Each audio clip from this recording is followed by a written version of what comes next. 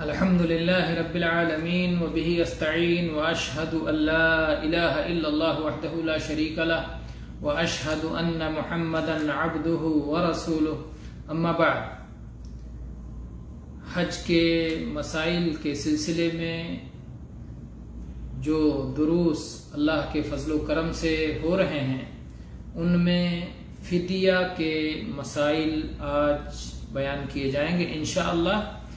یہ بات آپ یاد رکھیں کہ محظورات احرام کے ارتکاب پر فدیہ کی 3 صورتیں بنتی ہیں. پہلی صورت یہ ہے کہ اس ممنوع عمل کے کر لینے پر کوئی فدیہ نہیں ہے، جیسے عقد نکاح. اگر کسی شخص نے حج یا عمرہ کرنے والے نے حالت احرام میں خود اپنا یا کسی اور کا عقد نکاح کیا تو اس کے اوپر کوئی فدیہ نہیں ہے. دوسری صورت یہ ہے کہ اس محظور کے ارتکاب پر بدلہ دینا یہ فدیہ ہو، جیسے جو خشکی کے شکار کھائے جاتے ہیں.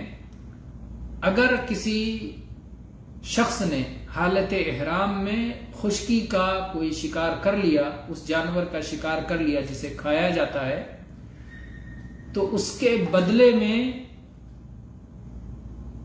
دوسرا جانور اسے دینا ہوگا، اس کا بدل دینا ہوگا، تو اس کا بدلہ یہی اس کا فدیہ ہے. اس کی تفصیل انشاءاللہ ہم ایک درس میں پوری تفصیل کے ساتھ اس بات کو لائیں گے.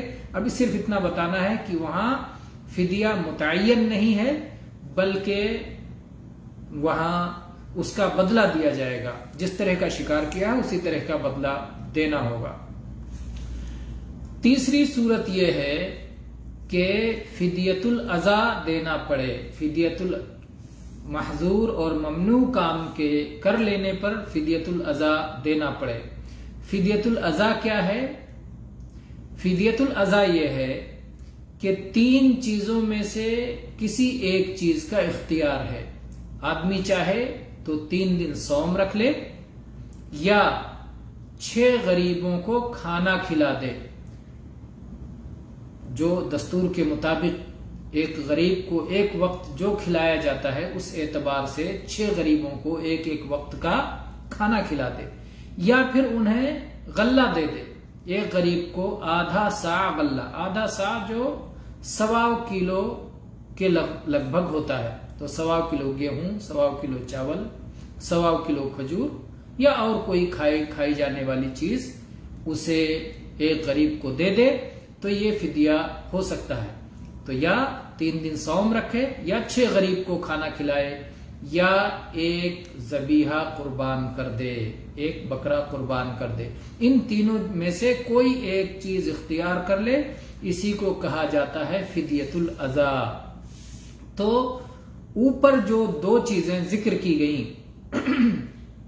عقد نکاح اور شکار، ان کے علاوہ جو محظورات ہیں جمع کے علاوہ، جیسے سر موڑنا منع ہے، سلے ہوئے کپڑے پہننا منع ہے، خوشبو لگانا منع ہے، اور اس طرح کی چیزیں.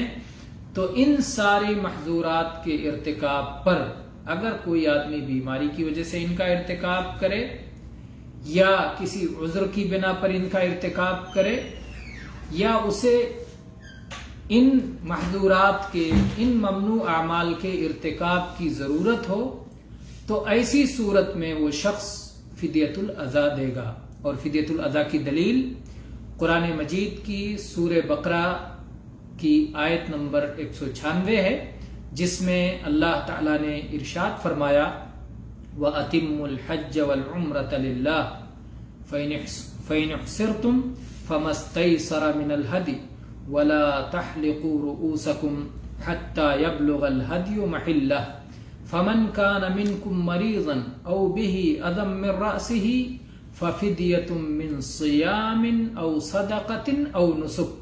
اللہ تعالیٰ نے اس آیت میں فدیۃ الاضا کے طور پر 3 چیزوں کا بیان کیا ہے.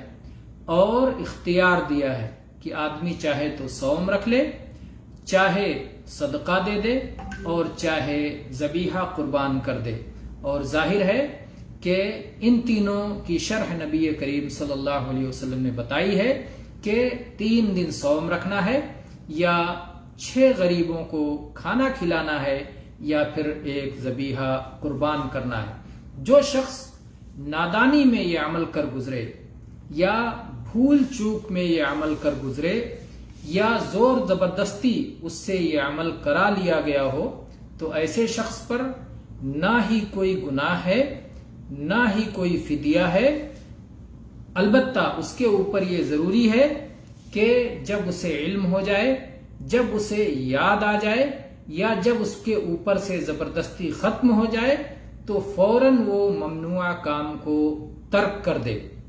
اسی طرح سے اگر کسی شخص نے ضرورت کی بنیاد پر، حاجت کی بنیاد پر جان بوجھ کر کے ان محظورات کا ارتکاب کر لیا، تو ایسی صورت میں قرآن مجید میں جس فدیے کا ذکر ہے وہ فدیہ دینا ہوگا، اور اس پر کوئی گناہ نہیں ہوگا، جیسا کہ امام احمد رحمہ اللہ نے فرمایا ہے۔